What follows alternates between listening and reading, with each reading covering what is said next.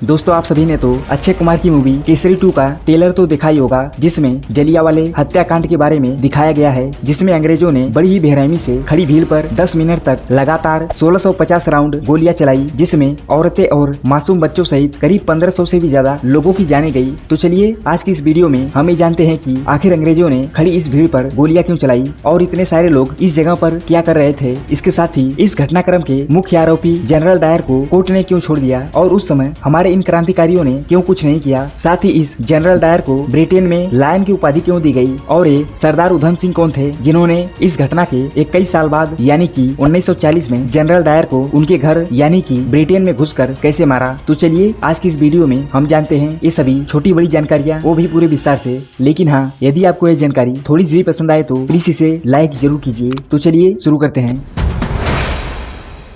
तो यह बात है 13 अप्रैल 1919 की, जब जनरल डायर के आदेश पर उसकी सेना ने जलियांवाले बाग में खड़े 10,000 लोगों पर अंधाधुंध फायरिंग शुरू कर दी। लेकिन उसने ऐसा क्यों किया, इसे समझने के लिए हमें हिस्ट्री में थोड़ा पीछे जाना होगा। तो देखो, यह बात है प्रथम विश्व युद्ध की, जब अंग्रेजों ने इसे सफलतापूर्वक जीत लिया था। लेकिन इस युद्ध में उन्हें पैसों के साथ साथ अपने काफी लोगों को गंवाना पड़ा था, जिससे वह काफी कमजोर पड़ गए थे। ऐसे में उन्हें ये डर था कि कहीं भारत के लोग इसका फायदा उठाते हुए उन पर हमला न कर दें। अब इससे बचने के लिए उनके एक अधिकारी जस्टिन सिडनी रोलेट ने 18 मार्च 1919 को एक एक्ट पारित किया, जिसका नाम था रोलेट एक्ट, जिसमें यह था कि यदि कोई व्यक्ति ब्रिटिश सरकार के बनाए गए नियमों को नहीं मानेगा और उनके खिलाफ कोई उग्र भाषण या फिर अग्रेसिव आंदोलन करेगा तो उन्हें पकड़कर बिना कोर्ट ले जाए डायरेक्ट 2 साल की सजा दी जाएगी। अब इस एक्ट के आने से सभी भारतीय क्रांतिकारी इससे बिल्कुल भी नाखुश थे, क्योंकि इस एक्ट के तहत यदि पुलिस किसी को पकड़ लेती है तो वह कोर्ट में जाकर अपनी बेगुनाही भी साबित नहीं कर सकता। यानी कि अगर पुलिस ने आपको उठाया तो आप 2 साल के लिए जेल के अंदर गए। अब चाहे आपकी गलती हो या ना हो, इससे उन्हें कोई मतलब नहीं था। बस इसीलिए ये सभी क्रांतिकारी इस एक्ट से नाखुश थे, जिसके लिए गांधी जी सहित अन्य सभी क्रांतिकारियों ने उनके खिलाफ 6 अप्रैल 1919 को आंदोलन शुरू कर दिया, जिसका नाम था सत्याग्रह। और ये आंदोलन बहुत ही जल्द पूरे देश में बहुत ही तेजी से फैल गया, जिसमें भारी मात्रा में लोग सड़कों पर उतर गए, हड़ताल किए और भूख अनशन पर भी बैठे। और पंजाब में कांग्रेस लीडर सैफुद्दीन और डॉक्टर सत्यपाल के नेतृत्व में यह आंदोलन पूरे जोर शोर पर था। लेकिन इसके 2 दिन बाद यानी कि 8 अप्रैल को ये अंग्रेज गांधी जी को इन सभी चीजों का जिम्मेदार बताते हुए उन्हें गिरफ्तार कर लेती है। लेकिन उनके गिरफ्तार होने से यह आंदोलन सोलो नहीं होता है, बल्कि यह और बढ़ जाता है, और खास करके पंजाब और बंगाल के एरिया में। क्योंकि जब इन लोगों को पता चला कि गांधी जी को अंग्रेजों ने गिरफ्तार कर लिया है तो ये भीड़ उग्र होने लगी और स्थिति यहाँ तक पहुँच जाती है कि इन अंग्रेजों को पंजाब में आर्मी बुलानी पड़ती है और इस आर्मी की कमांड जनरल डायर को दी जाती है।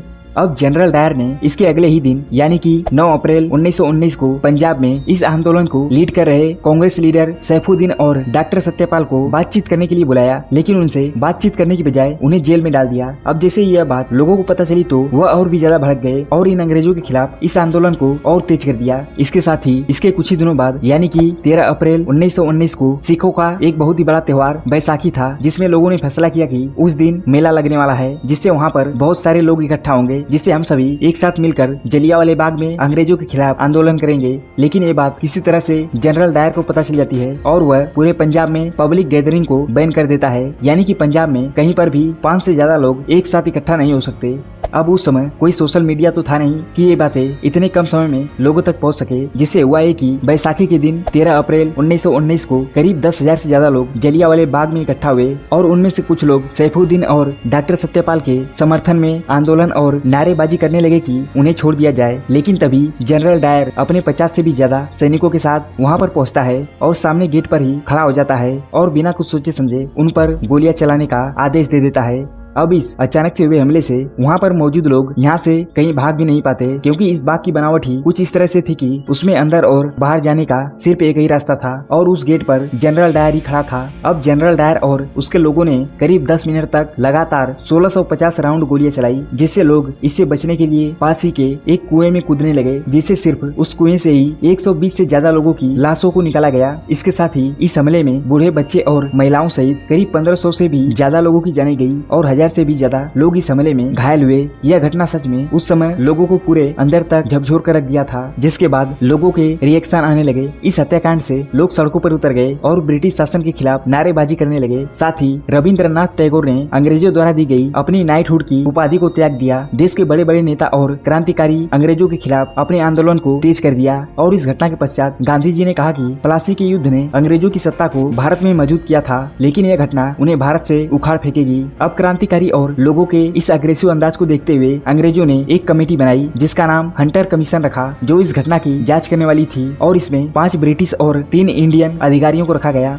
और इन लोगों ने इसके अगले साल यानी कि 1920 में एक रिपोर्ट दी जिसमें जनरल डायर द्वारा दिए गए आदेश को गलत बताया गया, लेकिन इसके बावजूद भी उसे कोई बड़ी सजा नहीं दी गई, बस उसे उसके सैन्य पद से हटाकर रिटायर कर दिया गया। अब इससे इस कमेटी में मौजूद ये तीनों भारतीय अधिकारी बहुत नाराज हुए। उन्होंने कहा कि ये फैसला पूरी तरह से गलत है, इसमें पक्षपात किया गया है। अंग्रेजी सरकार जनरल डायर को बचाने की पूरी कोशिश कर रही है, लेकिन इनके इस विरोध से कुछ नहीं हुआ और जनरल डायर को वापस ब्रिटेन भेज दिया गया और वहाँ पर उसे ब्रिटेन का शेर कहा गया। साथ ही उसकी आर्थिक मदद के लिए वहाँ के लोगों ने 26,000 पाउंड दिए। अब जैसे ही यह बात लोगों को पता चली तो वह आक्रोश में आ गए और अंग्रेजों के खिलाफ नारेबाजी करने लगे। और जलियांवाले बाग के समर्थन में गांधी जी ने असहयोग आंदोलन शुरू कर दिया, जिसमें उन्होंने अंग्रेजों की सभी चीजों का बहिष्कार किया। जिससे हुआ है कि लोगों ने अंग्रेजों द्वारा बनाए गए इन स्कूलों में जाना छोड़ दिया, जिससे उस समय कई बड़े और प्रसिद्ध स्कूलों को बनाया गया जो आज भी मौजूद हैं। इसके साथ ही लोग अपने फैसले इनके अदालतों की बजाय पंचायतों में करने लगे और यहाँ तक कि गांधी जी ने चरखा उठा लिया, जो खुद उससे खादी वस्त्र बनाकर पहनने लगे, जिससे काफी लोगों ने अंग्रेजी कपड़ों को छोड़कर इन चरखों से बनाए गए कपड़ों को पहनने लगे। और इधर पंजाब में लोग इस फैसले से काफी नाराज और गुस्से में थे, जिससे अंग्रेजों को ये डर था कि ये लोग कुछ करने दे, जिससे उस समय के पंजाब के गवर्नर माइकल ओडायर ने इस पूरे क्षेत्र में मार्शल लॉ लागू कर दिया, जिससे वहाँ पर कई लोग एक साथ दिखते थे तो ये ब्रिटिश सिपाही उन्हें कोड़े मारने लगती थी, जिससे स्थिति यहाँ तक पहुँच गई थी कि कुछ क्षेत्रों में अंग्रेजों ने कॉलिंग आर्डर जैसे अपमानजनक नियम लागू किए थे,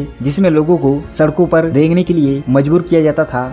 अब दोस्तों ये तो हो गई जलियांवाले हत्याकांड की बात। अब जानते हैं कि सरदार उधम सिंह कौन थे और उन्होंने माइकल ओडायर को उसके घर यानी कि ब्रिटेन में घुसकर कैसे मारा था, और उन्होंने जनरल डायर जिसने लोगों पर गोलियां चलाई थी उसे क्यों नहीं मारा। तो देखो, सरदार उधम सिंह भारतीय स्वतंत्रता संग्राम के एक महान क्रांतिकारी थे, जिनका जन्म पंजाब के संगरूप जिले के सुनाम गांव में एक सिख परिवार में हुआ था। बचपन में ही उनके माता पिता का देहांत हो गया था, जिसके बाद वे अपने भाई के साथ अमृतसर के एक अनाथालय में रहने लगे थे। और 1919 में जलियांवाला बाग हत्याकांड के समय वह वहीं पर मौजूद थे और इस घटना ने उनके जीवन को काफी प्रभावित किया, जिससे उन्होंने कसम खाई कि भीड़ पर गोलियां चलाने वाले जनरल डायर और उसे बचाने वाले माइकल ओडायर को जरूर मारूंगा। लेकिन 1927 में लंदन में एक बीमारी की वजह से जनरल डायर की मौत हो जाती है। अब जनरल डायर तो मर चुका था, लेकिन अभी भी माइकल ओडायर बचा हुआ था और उसे मारने के लिए सरदार उधम सिंह किसी तरह करके 1934 में ब्रिटेन पहुंचे, जहां पर उन्होंने एक बंदूक खरीदी और सही मौके का इंतजार किया। और फाइनली 13 मार्च 1940 को उन्हें मौका मिल गया, जब माइकल ओडायर लंदन के कैक्सटन हॉल में रॉयल सेंट्रल एशियन सोसाइटी की बैठक में हिस्सा लेने आया था। और वहीं पर उधम सिंह ने अपनी बंदूक को एक मोटी किताब में छिपाकर किसी तरह से वहां पर पहुंच गए और मौका मिलते ही वह माइकल ओडायर की तरफ बढ़े और उस पर 2 गोलियां चलाई, जिससे वहीं पर तुरंत ही माइकल ओडायर की मौत हो जाती है। और वहां पर मौजूद पुलिस उन्हें पकड़ लेती है, जिसके बाद उन्हें कोर्ट में पेश किया जाता है। और तब जज ने उनसे उनका नाम पूछा तो उन्होंने बताया कि उनका नाम सरदार मोहम्मद सिंह आजाद है। हालांकि इसके बाद ब्रिटिश जज ने उन्हें फांसी दे दी।